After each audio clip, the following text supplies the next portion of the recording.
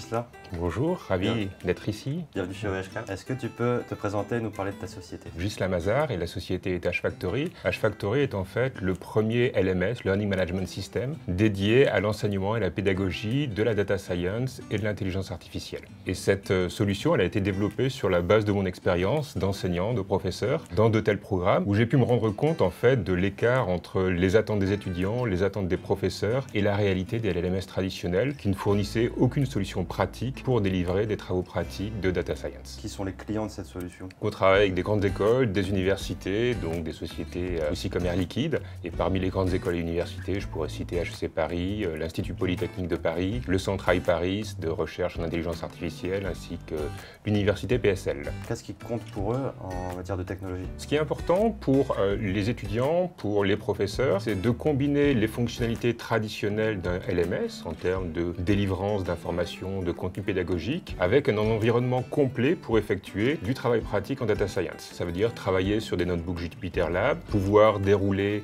des challenges, pouvoir scorer le travail des étudiants, tout ça dans une plateforme qui est complètement intégrée. Et jusqu'à maintenant, j'étais obligé d'utiliser plein d'outils différents pour réaliser en fait ce qui est le cœur d'un enseignement en data science. Quelle est la place du fournisseur de cloud dans tout ça? Le fournisseur de cloud est essentiel. Dans notre esprit, il y avait la volonté, en tout cas le souhait, de travailler avec un fournisseur de cloud européen et idéalement français, sans pour autant mettre de côté les aspects performance, les aspects sécurité aussi, ainsi que les aspects support. Et en fait, c'est ce qu'on a trouvé chez OVH Cloud, à la fois un fournisseur européen, mais aussi un niveau de qualité qui est à l'égal des grands clouds américains, avoir l'accès non seulement à du support classique, mais aussi aux équipes de développement pour accompagner le développement de notre société et de notre offre, avoir accès à des CPU et des GPU à des coûts qui sont extrêmement intéressants. Et donc ça, c'est essentiel. Pour des cours de deep learning, on a besoin d'avoir accès à de la puissance de GPU de manière assez massive. Et donc l'aspect coût est tout aussi important. Donc le prix, la performance et le support, c'est un triptyque qu'on a parfaitement trouvé chez OVH. Par exemple, sur l'aspect prix, pour être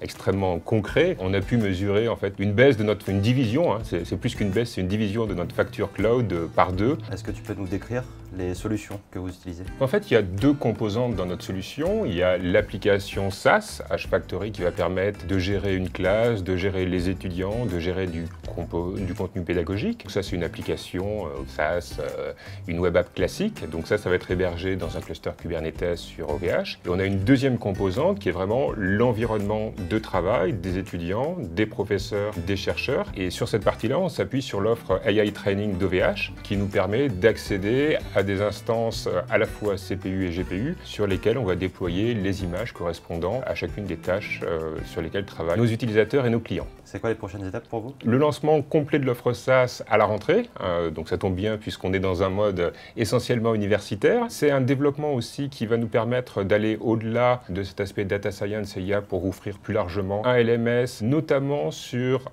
des travaux de groupe, sur du fonctionnement en cohorte. Et on a globalement une transition de l'enseignement de formats, on va dire, qui sont assez génériques, typiquement ce qu'on peut avoir dans des MOOC, vers des choses beaucoup plus spécifiques, du challenge-based learning, du cohort-based learning, où on va travailler par petits groupes sur des projets concrets. Alors certains appellent ça des data challenges, des hackathons, des challenges. Et voilà, c'est l'idée, on va aller sur du travail en groupe et du travail pratique, et c'est vraiment toute l'orientation de notre solution aujourd'hui et aussi dans nos développements évidemment. Merci Ghislain. Merci.